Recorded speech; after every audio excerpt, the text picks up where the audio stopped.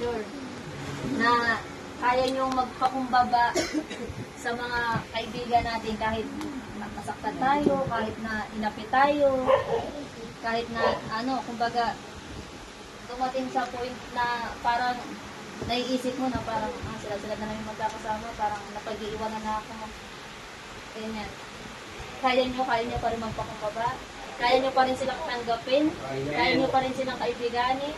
Kaya nyo pa rin makipagsama sa kanila. Amen. Na walang halong kaplastikan, walang halong kaimihan. Sure. Sure ha. Baka sa susunod ng mga hindi na sila sumama kasi magkakaaway na. Oo, kasi ganito, kasi ganyan.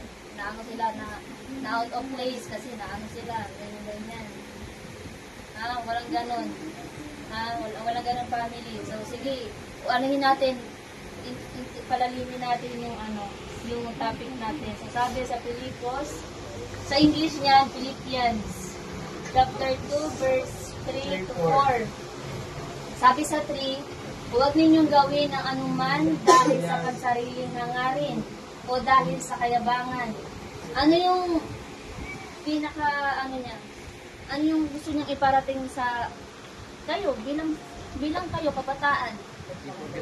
Sa pamamagitan ng sarili niyo, kumbaga, bawat verses na binibigay dyan is i-apply niyo sa sarili niyo na ako, paano kaya ako? Pag ako yung nasa kalagayan nito. Yung parang ganyan. Okay. Sabi dyan, huwag ninyong gawin ang anuman dahil sa pansariling hangarin. Kumbaga, example, parang kinaibigan mo lang siya is para lang meron kang makuha. Parang may pansarili kang pangailangan. Yung hangarin mo, may hangarin ka na makuha sa kanya. Kaya mo lang siya ginawang kaibigan. Kaya ka lang sumama sa kanila. Yung parang ganyan. Diba? Sinabi dyan, huwag ninyong gawin ang anuman dahil sa pansariling hangarin o dahil lang sa kayabangan. Ganun yung pinaka-specific niya. Huwag tayong makipagkaibigan kung meron lang tayong kailangan sa tao. Diba? Huwag nating isipin na, sige, makisama ako sa kanila kasi, marami sila kasi, sila, okay sila. Yung parang, baka sa panahon ng, maanuhan ko sila, mahinian ko sila, yung parang ganyan. Yes, makakahingi naman tayo ng tulong sa, natin, sa mga kaibigan natin. Pero, yung abusuhin yung mga naitutulong sa atin ng mga kapwa natin, ng mga kaibigan natin.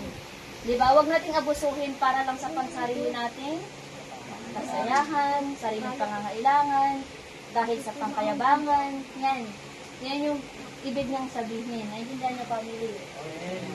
So,